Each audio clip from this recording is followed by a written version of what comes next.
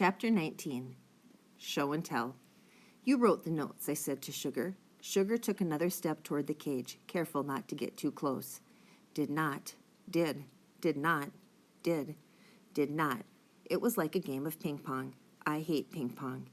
Spill it, Sugar, a voice piped up. Moosh stepped out of the kitchen shadows. All the color drained from Sugar's face.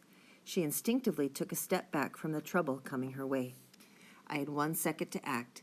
I sucked my breath in through my nose as hard as I could. Sugar was dragged right between the two bars and stuck to my nose like a stray sock on a freshly dried towel. I had no idea what I was going to do with her. It was Moosh's turn to come up to the cage. I thought she'd come to rescue Sugar. I was wrong.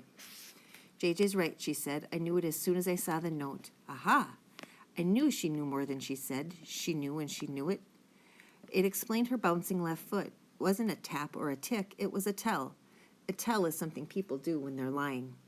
In Moosh's case, it was something she did when she knew more than she said she knew when she knew it.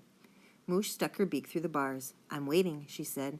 I wrote it, Sugar confessed. I sent Poppy and Sweetie into the house, but I had to make it look like Vince took them. Why in the world would you do that? Moosh asked. For the books, Sugar answered. What books? Moosh said. We don't have any books. Look around, Moosh. This house is filled with books, I said. Moosh's eyes got big and wide. Vince said I had to help him get JJ into the house or he wouldn't let me back in to read the books, Sugar added. Finally, Moosh understood that Sugar had been coming and going to this house for a long time. You faked kidnapping? With Vince the funnel? Moosh raised her voice so high I thought she might cough up a vocal cord.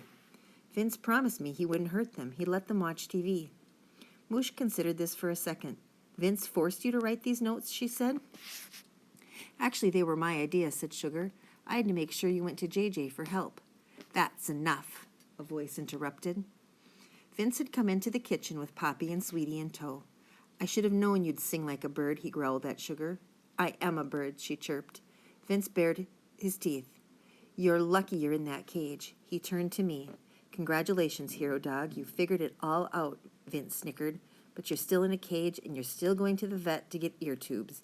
You can thank your little chicken family for that. I charged the front door of the cage as hard as I could. The door didn't budge. When I got back on my feet, the chickens were gone. Vince got as close to the cage as the funnel would let him. So who rescues the rescue dog, he asked. Don't you think your dog walker is going to notice I'm not you? Regular guy is gone for the holiday. His cousin is filling in. Never seen me before, he answered. You've got a bigger problem, I added. What's that? When Barb gets back, she's going to know the wrong dog got tubes, I said. Yeah, but she's not going to care, he said. Why is that? She's going to be too upset over the demise of her pet chickens, and she's going to blame you.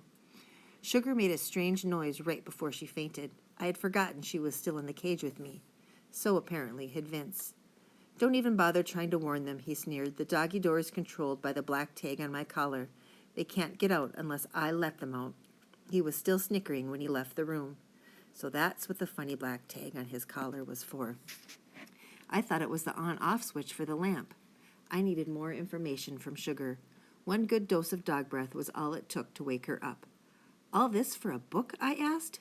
It's a really good book, she whispered. Then she fainted again.